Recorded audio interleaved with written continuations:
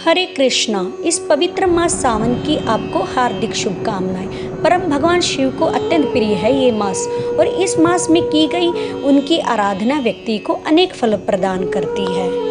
दोस्तों, आपने भगवान शिव के 12 ज्योतिर्लिंगों के बारे में तो सुना ही होगा। वे सभी ज्योतिर्लिंग भारत के अनेक प्रदेशों में स्थित हैं। पुराणों में इन सभी ज्योतिर्लिंग के महात्म्य तथा प्राकट्य का वर्णन मिलता है।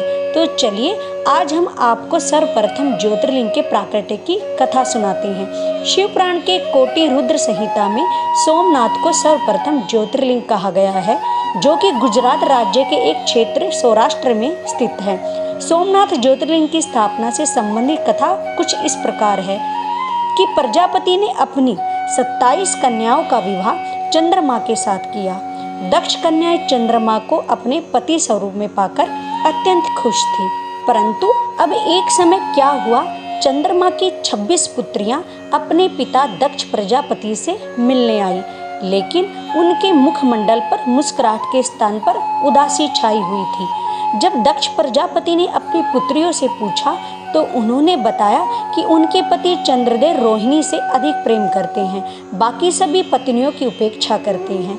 ये सब जानकर पहले तो दक्ष प्रजापति ने उन्हें प्रेम पूर्वक समझाने का प्रयास किया, लेकिन जब चंद्रदेव नहीं माने तो दक्ष प्रजापति ने उन्हें श्राप देते हुए कहा, हे सोम, तुमने मेरी प्रिय पुत्रियों को अप्रसन्न करके अपने विनाश को आमंत्रण दिया है। मैं तुम्हें श्राप देता हूँ कि तुम्हारे इस देह का क्षय हो जाएगा और तुम मृत्यु को प्राप्त करोगे। चंद्रदेव इंद्र के पास जाकर अपने जीवन की रक्षा के लिए दुहाई मांगने लगे। देवराज इंद्र उन्हें ब्रह्मा जी के पास ले गए, जिन्होंने विश्लेषण करने के बाद कहा, हे सोम, तुमने निश्चय ही बहुत बड़ी भूल की है, इसलिए फलस्वरूप तुम्हें ये श्राप मिला है। इस भौतिक सृष्टि में महादेवी ही ऐसे हैं जो दक्ष के इस श्राप को ध्वस्त कर सकते हैं। तुम्हें उनकी ही आश्रय लेना चाहिए। तुरंत प्रभास क्षेत्र के लिए प्रस्थान करो और वहाँ समुद्र के तट पर एक शिवलिंग की स्थापना करके उसकी पूजा अर्चना करो। यदि महादेव तुमसे प्रसन्न हो गए तो तुम्हारे ये संकट टल जाएगा। वहाँ पहुंचकर उन्होंने पार्थक शिवलिंग की स्थापना की और चंद्रदेव घोर तपस्या में लीन हो गए। चंद्रदेव ने उस स्थान पर महामृत्युंजय के 10 करोड़ बार जप किए। उनकी तपस्या से प्रसन्न होकर महादेव ने दर्शन दिए और वर मांगने के लिए कहा। चंद्रदेव ने कहा, हे भोलेनाथ, जिसे आपका दर्शन प्राप्त हो जाए उसके लिए सृष्टि में कुछ भी प्राप्त करने योग्य नहीं रह जाता, लेकिन मुझसे एक भूल हो गई है। मैंने दक्ष प्रजापति और उनकी पुत्रियों के प्रति बड़ा अपराध किया है, जिसके उपरांत मेरे ससुर दक्ष प्रजापति ने मुझे मृत्यु को प्राप्त होने का श्राप दिया है। हे महादेव, कृपा मुझे इस क्षय रोग से अभय प्रदान करें, इस अभिशाप से मुक्त करें। मैं ऐसी भूल पुनः नहीं करूँगा।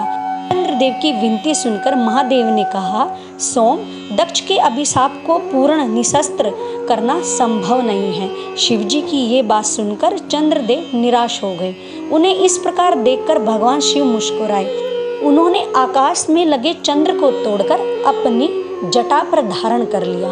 अब चंद्रदेव शिव के मस्तक पर शोभायन हो रहे हैं और उसी दिन से शिवजी चंद्रशेखर के नाम से भी जाने गए, अर्थात जिन्होंने अपने सर पर चंद्र का मुकुट धारण किया है। चंद्र को आश्वस्त देते हुए भगवान शिव ने कहा, हे चंद्र, मैं तुम्हें आशीर्वाद देता हूँ। कृष्ण पक्ष में प्रतिदिन तुम्हारा क्षय होगा, लेकिन शुक्ल पक्ष में प्रतिदिन तुम्हारी देह पुनः अस्तित्व में आएगी और तुम पूर्व के समान सुंदर और तेजों में बनते जाओगे, क्योंकि तुमने महामृत्युंजय मंत्र का जाप किया है, इसलिए तुम्हारी मृत्यु नहीं होगी। भगवान शिव का आभार प्रकट करते हुए चंद्रदेव ने विनती की, हे महादेव, जिस प्रकार आपने मेरे क्षय रोग का निवारण किया, उसी प्रकार आप यहाँ विराजमान रहकर सृष्टि के अन्य जीवों का भी कल्याण करें, यही मेरी अंतिम इच्छा है। चंद्रदेव की विनती सुन के महादेव ज्योतिर्लिंग के रूप में प्रभास क्षेत्र के समुद्र तट पर विराजमान हो गए। क्योंकि चंद्रदेव ने उनकी आराधना की थी, इसलिए उनका नाम सोमनाथ ज्योतिर्लिंग पड़ा। इस मंदिर की स्थापना चंद्रदेव ने स्वयं करवाई थी और वो मंदिर संपूर्ण रूप से स्वर्ण का बना हुआ था।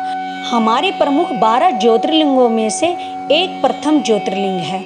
जो व्यक्ति सोमनाथ महादेव की श्रद्धा से पूजा करता है, प्रार्थना करता है, तो उसे क्षय रोग और कुष्ठ रोग कभी नहीं प्रभावित करता। अश्विनी मास की पूर्णिमा, जिसे हम शरद पूर्णिमा के नाम से जानते हैं, वो दिन भगवान शिव की उपासना के लिए सर्वोत्तम दिन होता है।